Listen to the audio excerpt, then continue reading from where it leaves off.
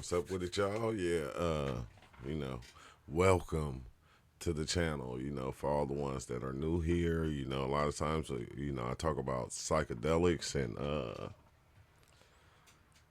that psychedelic experiences I have, what I get from them, what I learn, what I see. But being that this is true life stories, I touch on other topics also, like this one right here. I had to come and do a video right here because we be thinking that we got the gang members and we got all these people like that we think are out here doing things, taking people out and doing all that. But the one behind the gun, sometimes you'll never know who it might be, to turn around and shoot somebody or do something or harm somebody. So if you ain't subscribed to the channel, subscribe. Make sure you like the video, and let's just get into this video because I want to hear your thoughts on it. Like it'd be kind of dope when I can do a video like this and then I can hear everybody else's thoughts on it. So I don't get to just see it my way. I get to see it your way also. So let's dive in. We are following breaking news. The alleged gunman in the deadly shooting of a teen in Douglas Park is expected to be charged tonight, according to WGN sources. Andrea Medina is live outside Area 4 Police District with details and a look at newly obtained surveillance video. Andrea. Hi, Jackie and Taman. Now, the surviving teen remains in intensive care at Schroeder Hospital. That surveillance video that we have obtained shows what unfolded before and after the shooting. And we do want to warn you, some of the footage you're about to see may be disturbing to watch. It's wild, right? Because a lot of people don't like cameras, but I say this. I'm glad we have cameras everywhere because when something happens, and people give their account of what happened, they be lying. This is just what they do. They lie to try to make it seem like whatever happened, if it was something bad, it wasn't their fault. And then in other cases, this tells the story of the victims, of the people that were even charged with crimes or certain things that they did not commit. And, and you get the video and you go, oh, dang, wait, hold on, we was wrong. So I'm glad that we have cameras everywhere because then you can capture stuff like this. Surveillance video from a police pod camera obtained by WGN through a source captures the moments leading up to a shooting at Douglas Park on Thursday. The footage shows a Chicago Park District lifeguard working on his bike as a group of teens approaches. In the video, the man then jumps up and opens fire on the teens, which we have frozen. Shortly after, the man is seen kneeling on the ground with the gun lying next to his knee. According to the medical examiner, 15-year-old Marjay Dotson was shot in the back and pronounced dead. 14-year-old Jeremy Herod, a sophomore at UIC College Prep, was shot in the neck and remains hospitalized. Golly, man, that is just unbelievable. Like, and you shot one in the back, meaning he was turned. Like, once you pull your gun and they see it, everybody scatters. Don't nobody stay around or try to stay there to try to, talk to you or, comment. No. So for you to be a lifeguard, whatever you are, to just start shooting at some kids, it don't matter what they was doing. For you to do that, bro, it just shows your character that, this is what I say about gun carriers. A lot of gun carriers. It's not all of them. But when you got a gun and you carrying a gun, what is that gun for? You plan to use it. So a lot of times you're going to, even if you're not in a situation, you're going to make every situation that you get into a situation because you went and got that gun hoping you get in the situation so you can so-called protect yourself. You feel me? And it's weird because really when you think of the deeper aspects of it, you're trying to protect the mind, your ideas and these different things. You're not just trying to protect your property. You feel me? And it's like kind of crazy because, all of us, we got friends out there. Some of us do got friends that carried weapons, and the ones that carried the weapon, they were waiting for something to happen so they can be able to pull that weapon and use it. Like a person don't just carry a weapon for nothing. Some people carry it to protect themselves.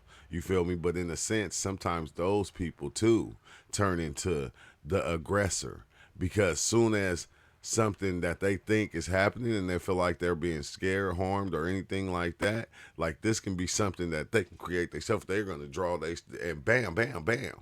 They go. That's what they just do. And it's like, so, man, you got to be careful if you carrying a gun. I ain't gonna lie, bro. That's a dang, Spider-Man, huh? With great power comes great responsibility. And holding the gun and carrying the gun around, that's a lot of power, bro. You got to be responsible with it. You can't just be walking around with it. You know, you can't just be doing stuff like this. At a press conference at Grace Memorial Church yesterday, the attorney for both teens firmly denies that there was any altercation or provocation involving the suspected shooter. No justification to shoot a child in the back anywhere, let alone a public pool and park. But we'll get to the bottom of it. The Sun-Times reports that the man told police he has a concealed carry license and claimed he opened fire after the teens allegedly followed, attacked him, and tried to steal his bike, saying he acted in self-defense. Dang. See, you know, which is crazy, because he probably really felt that way. He put himself in a position to feel that way. You feel me? Like, especially like the way we judge other people, you know, because I don't even want to speak on that, but like with different races, like a lot of times, like I like me, let's say I'll see a white kid, and sometimes, you know, you'll think they're grown. And sometimes, you know, white people will see a black child, a teenager, and think that they're grown. And, you know, vice versa, that goes all around the board. But, bro, once you pulled that gun and everybody moved, you wasn't supposed to shoot none of these people. Like, you got a gun to protect yourself. Even if because the video doesn't seem like they were trying to do anything. Even if they was, because they did walk up on him. You feel me? They probably was like, hey, do you need help? You feel me? Like, who knows? But all in all, I wish that they had not just this surveillance video, but they had the audio, so we would actually be able to hear what was being said before everything jumped off, because the video says something, but it don't say everything. But the attorney for the teens say both boys were unarmed and argues that prosecutors should pursue hate crime charges against a suspected shooter. The senior pastor of Grace Memorial, speaking on behalf of the families, echoes that call. I need justice to be swift. I need it to be exact. I need it to be strong in this matter. Now, a source tells WGN that the man who has been in custody since the shooting is currently in the process of being charged now and will likely stay detained until his first court appearance. Now, the specific charges have not been made public just yet. We have reached out to the man's attorney, who have decided not to comment at this time. We are live at Area 4 Police District. Andrea Medina. I bet he did decide not to comment, you know. And dang, bro, what y'all think about this, though? Like, this is like, that's a tragedy. A 14 and a 15-year-old shot by a grown man, you know? Like, what the heck, bro, is the world coming to? What's going on? Like, are we this lost that we're doing things of this nature and thinking it's okay, you know? But, man, if you like the video, make sure you comment, you know, on your thoughts on this, and I swiftly get back and into your comment and see what you got to say, because I want to hear what everybody else got to say, because you already heard what I got to say and what they're saying. But I'm just saying, bro, is this what it's coming to? You know, thanks for watching True Life Stories. I send my condolences to like the family, because, you know, to lose a child. And then not only that, you know, the guy that did the shooting, he probably got kids. Dang, just think how they feel, because they getting their daddy taken away for, you know, shooting somebody that's their age. You know, if he has a teenager. Now that's like that's a lot of families just messed up. I said, you know, we got to make better decisions on the things that we do in life. And I'm going to just leave it at that. Peace out. Have a good day. And True Life Stories, I'm out.